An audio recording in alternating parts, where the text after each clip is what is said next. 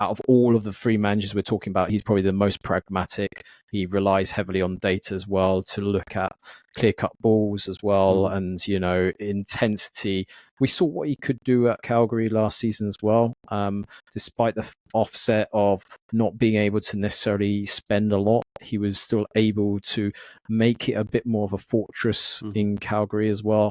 I'd expect him to potentially do the same with Cremonese in some respects, but I know where Cremonese is very much more a northern kind of based area, so they'll be very close to the likes of Milan clubs, for example, maybe closer to Udine as well in that respect. So they won't have too many long journeys that side of things. It's only when they go south of Italy that they may find getting points on the road may be difficult, and I think that's the key, isn't it? We know that it's good having a good record at home, but it's also just as important to pick up wins away from home.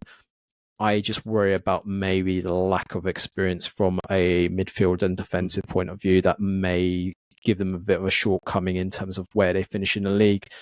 But look, Cremonese went through the back door. There's no surprises with Davide Nicola. You know what to expect, and as you alluded to, if there's a man that you expect to keep them up, it's definitely him. So it'll be fascinating. But Rory, my prediction is I think they'll probably be in that mix by the end of the season anyway.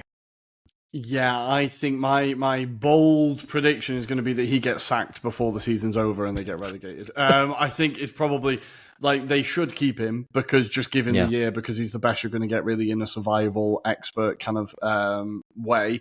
But I think he's probably sacked by Christmas and they go down. I think last time they were in Serie A, they were so disappointing. I think they only really, I think they got like 1 or 2 wins the whole season. It was a really bleak season. But if I remember rightly, they would like draw a lot of games. They would draw games, so many. and they didn't actually play badly. They actually played quite well in certain games. They were unlucky. They'd lose by the odd goal here and there.